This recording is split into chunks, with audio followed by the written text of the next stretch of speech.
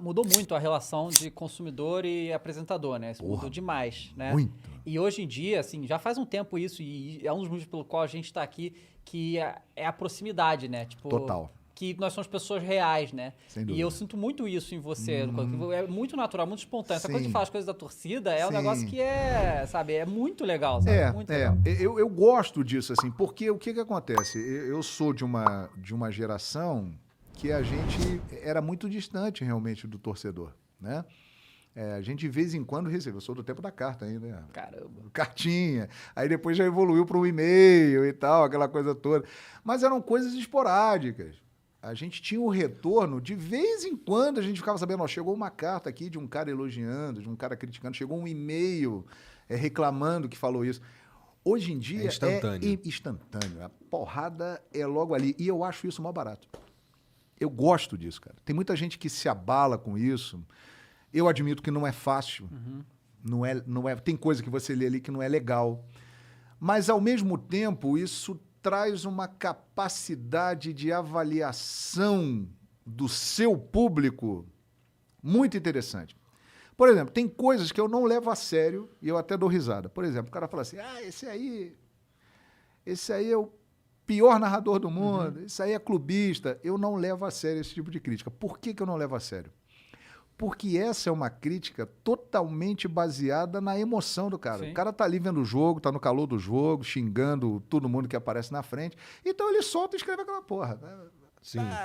Ele não tá dizendo para mim por que eu sou o pior. Ele tá dizendo assim, eu não gosto desse cara porque ele falou isso, porque ele tá narrando o jogo de um time que eu não gosto, então eu vou falar que ele é uma merda. Eu não levo a sério isso. Agora, quando um cara escreve lá assim, pô, você tá gritando demais no gol, entendeu? Tá meio desafinado. Pô, você tá falando muito, você não tá dando muito espaço. Pô, você tá dando mais informação de um time do que do outro. Aí eu levo a sério. Aí eu paro e avalio. Eu falei, pô, isso aqui, ó, isso é uma crítica com fundamento, com base. É uma crítica construtiva.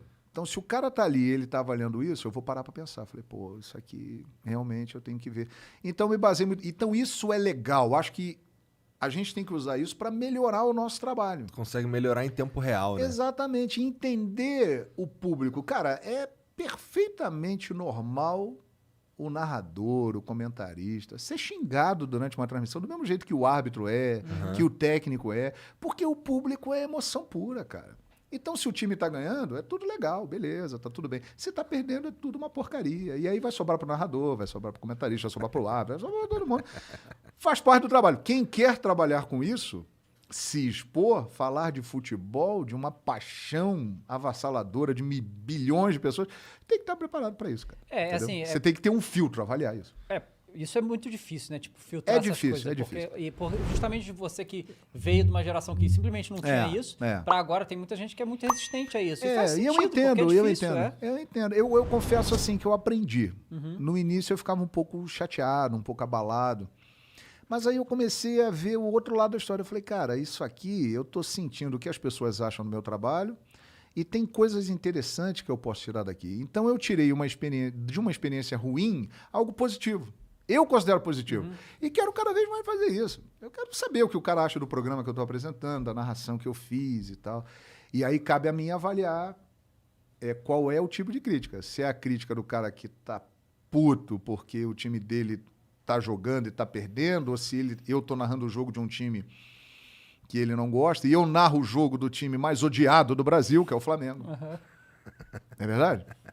Então é o seguinte... Mais amado e mais odiado. O Flamengo é amado pelos flamenguistas. E odiado pelo resto. E odiado pelo resto. Exatamente. Então, a partir do momento que eu narro muitos jogos do Flamengo, tem um atleticano ali que está concordando comigo. Então é o seguinte, quando eu narro muitos jogos do Flamengo e me exponho dessa forma, com enormes audiências, eu tenho que estar preparado para isso, cara. Quem é Flamengo vai curtir e também vai criticar.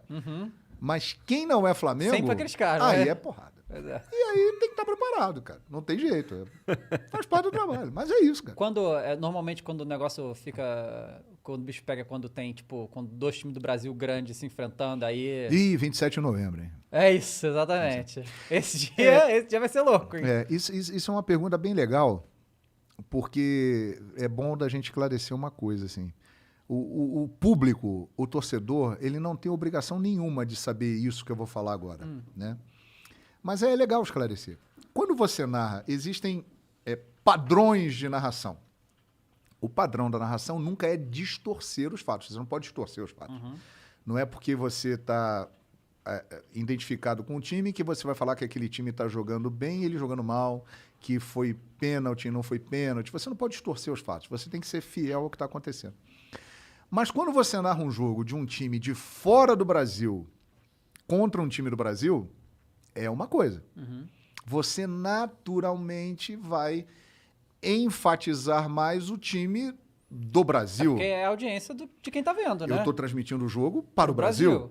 Então, por exemplo, Flamengo e Olímpia.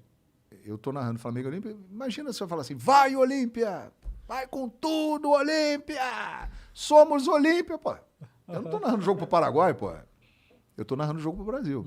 Então, ali é natural que você puxe para o time de cá. Quando você tem uma situação como essa que vem por aí, uma final e um jogo entre 2 times do mesmo país, aí é diferente. Porque você tem 2 times do mesmo local, com 2 torcidas, que têm que receber o mesmo tratamento, né? Você tem que dar atenção para um lado e para o outro, porque são 2 times do mesmo lugar, né? E que tem uma rivalidade. Então, são jeitos diferentes de transmitir. Por exemplo, quando você está narrando o jogo de uma seleção brasileira, aí é diferente também, porque, não sei se hoje em dia é assim ainda, mas, naturalmente, todas as torcidas estão juntas naquele objetivo. Acho que hoje não é mais isso, não, né? O objetivo é criticar o Tite, no caso. Acho que hoje... Exatamente, mas estão todos juntos no objetivo. Mesmo que seja torcer contra para a seleção brasileira. Mas é mais fácil. É mais fácil. Porque você está com todo mundo do seu lado. E aí, quando você narra um jogo de um time de um país, por exemplo, pegando um exemplo recente, Flamengo e Barcelona. Eu vou puxar mais para o lado do Flamengo, porque o Flamengo é do Brasil. E eu sou do Brasil e trabalho para uma emissora brasileira. É óbvio que eu vou dar um direcionamento maior para o Flamengo sem distorcer os fatos. Quem é Flamengo vai achar sensacional. Mas quem não é Flamengo, e está com total direito de pensar assim, fica chateado por causa desse direcionamento. Mas se fosse com o time dele, ele ia achar legal pra caramba. E é o que acontece. Você pode ver, qualquer jogo, Palmeiras, São Paulo, Atlético, a transmissão brasileira contra um time de fora, ela vai puxando mais pro lado do time brasileiro. É natural, né? Mas a galera não entende isso. Então a galera acha que você tem que vibrar, quem não torce pro time, no caso, né? Tem que vibrar pro time de fora. E, assim, você tem que vibrar, mas naturalmente você dá uma inclinação maior pro lado do time do Brasil aqui.